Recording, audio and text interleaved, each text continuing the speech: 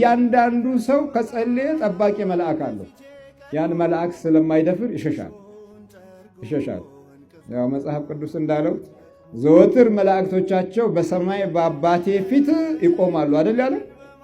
ከነዚህ ተናናሾችን አንዱን እንኳን እንዳትንቁ በሰማይ መላእክት ዘንድ ጠባቂዎቻቸው በሰማያት ይቆማሉ። የማቴዎስ ወንጌል ምዕራፍ 18 ላይ ታገኛለህ።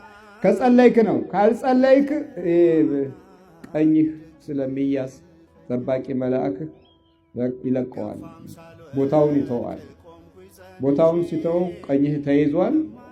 በቃ አሁን አንዳንድ ጊዜ በጣም በልጆች የምትቸገሩ ብዙዎቻችሁ ያልጸለያችሁ ጊዜ የተጸነሱ ናቸው።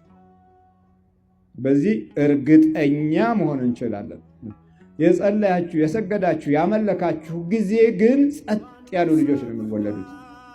የተረጋጉ ማስተዋል ያላቸው ገና ሳያድጉ ለእናንተ የሚያስቡ እማዬ የሚሉ እናቴ አባቴ የሚሉ ፍቅር የሚያሳዩ ይሆናሉ። ትህትና ያላቸው ከክፉዎች 100,000 ክፉዎች ጋር ቢውሉ ልቦናቸው አይለወጥም። ለምን? የመንፈስ ቅዱስ ጥበቃ ከማህፀን ጀምሮ ስለሚያገኙ። አምባ ከረዩ እያልክ በየንትኑ በየናይክል ክለቡ ምናምን የዞርክ እደሰታለሁ ብለህ የዛን ጊዜ የተጸነሰው ልጅ የበላበትን ሰብሮ ዲዶም ማረገው እያለ ይነግርሃል። ጎበዝ አይደለም ይላል። የጠጣበትን አድቆ እኔ ጎበዝ ጀግና አይደለሁ ይላል ለእናቱ። በመስበር ይረካል፣ በማበላሸት ይረካል፣ በማጥፋት ይረካል።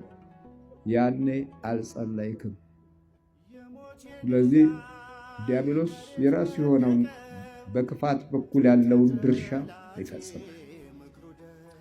እንዲህ አይነት አካሄዶች ባሉበት ነገር ወደ መንፈሳዊም ሲመጣ ልክ እንደዚህ አይነት ችግሮች ይፈጠራሉ።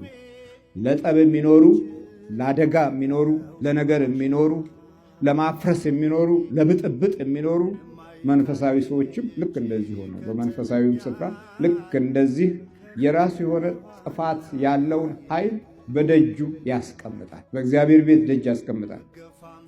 ይሁዳን በ12ቱ ደቀ መዛሙርት ፊት አስቀምጦ ጌታን ይሰልል ነበረ ክፉ መንፈስ። ከ12ቱ አንዱ ጌታውን የሚሸጥ ስሞ አሳልፎ የሚሰጥ ለሞት ቦታ የሚሰጥ ሆነ። ከ12 አንዱ። በዚህ ዘመን ደግሞ ሁለት ቢኖሩ ከሁለት አንዱ ይታገላል።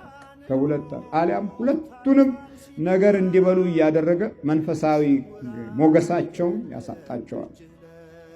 እንግዲህ ውድመቱ ሁለንተናዊ እንዲሆን ዘመናችን መንፈስ ስራ ይሰራል። ከእግዚአብሔር ከሆነ ዓለም በመላው በክፉ እንደተያዘ እና